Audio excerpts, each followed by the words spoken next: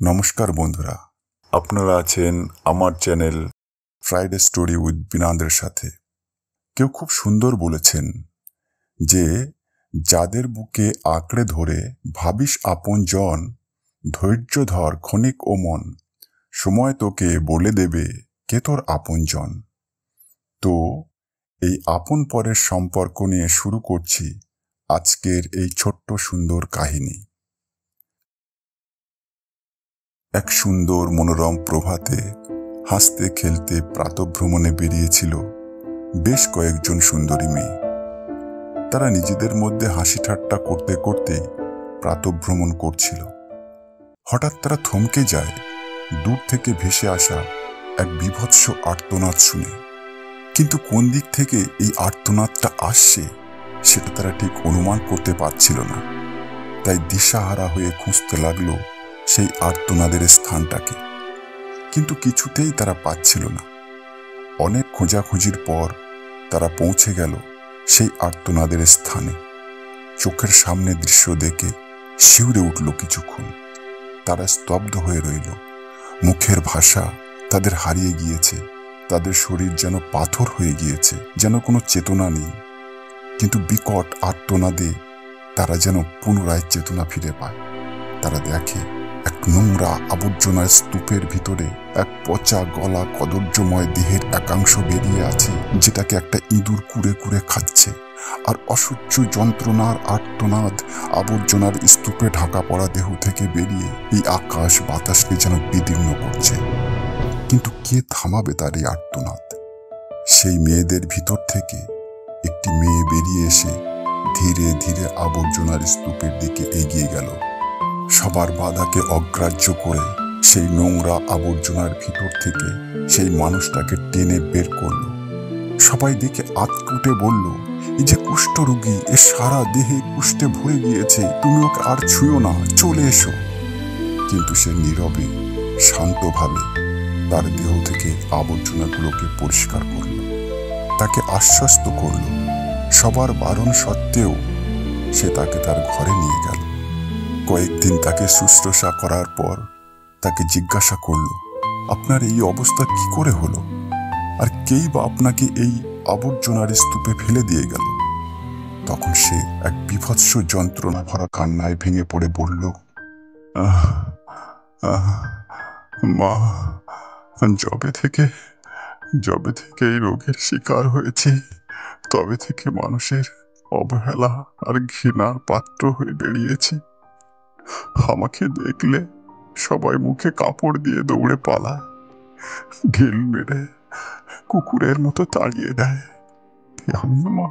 তাই আমি দিনের বেলায় লুকিয়ে থাকি, বেরোই না।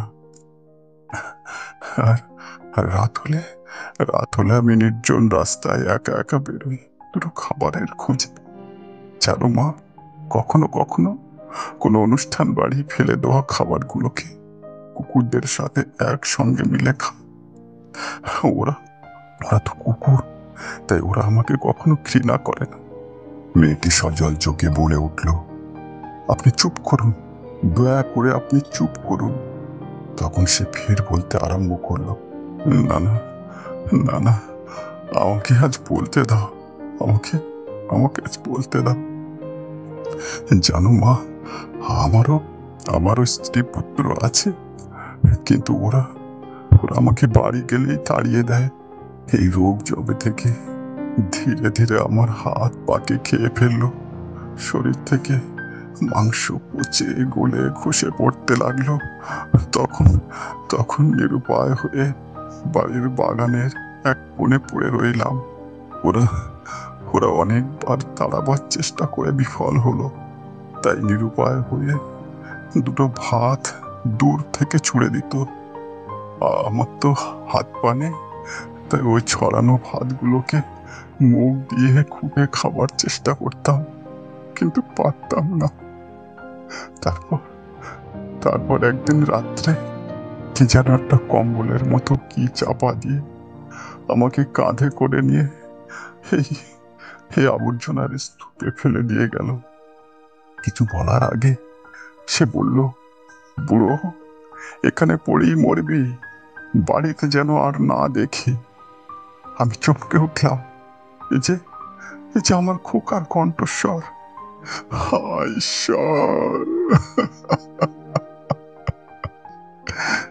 যে খোকাকে কাঁধে করে আমি স্কুলে রেখে আসতাম, সেই আজ তার কাঁধে করে আমাকে আবর্জনার স্তূপে রেখে গেল। মা, মা, আমি আর হয়তো বেশিক্ষণ বাঁচবো না। তবে তবে তার আগে আমি তোমাকে একটা কথা বলে যেতে চাই। জন্ম আমার দুঃখের হাতে হয়েছে, কিন্তু মৃত্যু মৃত্যু আমার সুখের হাতে হবে। তাই আমার বিশ্বাস, আগামী জন্মে আমি সুখী হব। মেয়েটি তৎক্ষণাৎ তার মুখে হাত দিয়ে বলল, আর নয়, আমি আর সহ্য করতে পারছি না। এই বলে সে ঘর থেকে বেরিয়ে পড়ল ডাক্তারের উদ্দেশ্যে, যদি তার যন্ত্রণা কিছুটা লাঘব করা যায়। ডাক্তারের কাছে পরামর্শ করে যখন ওষুধ নিয়ে ফিরছে, ততক্ষণ তার সমাজে সবাই জেনে গিয়েছে যে তার কাছে এক কুষ্ঠরোগী আছে।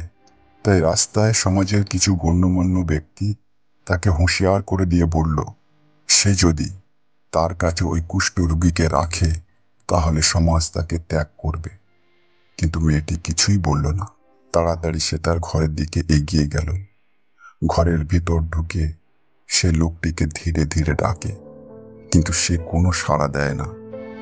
হালকা করে তাকে নাড়া দিয়ে ডাকতে গিয়ে দেখল যে সে আর এই পৃথিবীতে নেই। তার সমস্ত কষ্টকে বিদায় দিয়ে সে অন্য জগতে পৌঁছে গিয়েছে। মেয়েটির হাত থেকে ওষুধগুলো পড়ে গেল, চোখ দুটো জলে ভরে গেল। কিছুক্ষণ নীরব হয়ে লোকটিকে দেখতে লাগলো।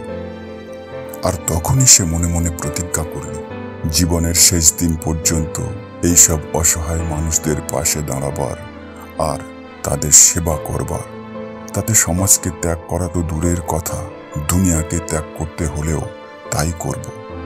সেদিন যে মেয়েটি দুনিয়াকে পরিবর্তন করার সংকল্প নিয়ে ঘর ছেড়েছিল, তার সমাজকে ত্যাগ করেছিল, সেই সমাজে সে ফিরেছিল সেই দিন যেদিন সেই সমাজ তাকে কুর্নিশ করেছিল সেবার আর করুণার দেবী হিসাবে।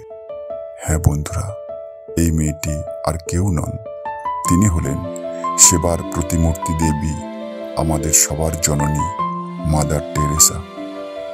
তো বন্ধুরা, এই করুণার দেবীর জীবন কাহিনী থেকে আমরা কি শিক্ষা পাই? যে ব্যক্তি অন্যের অনুভূতির মূল্য দেয় না, সেই ব্যক্তি কাউকে ভালোবাসতেই পারে না। আর যার হৃদয়ে এই ভালোবাসা নামক শক্তি আছে, সে তো দুনিয়ার সমস্ত মানুষকে, জীব মাত্রকেই ভালোবাসতে পারে। আর যার নেই, সে তার নিজের বৃদ্ধ মা বাবাকেও ভালোবাসতে পারে না। তাই বন্ধুরা, অন্যের অনুভূতিকে সম্মান করুন, হৃদয়ে ভালোবাসায় ভরে নিন। এই দুনিয়াকে ভালোবাসা দিন, এই দুনিয়া পরিবর্তন হয়ে যাবে। তো বন্ধুরা, আজ এই পর্যন্ত। আবার দেখা হবে আগামী ফ্রাইডে স্টোরিতে এইরকম ছোট্ট সুন্দর কাহিনীর সাথে। নমস্কার।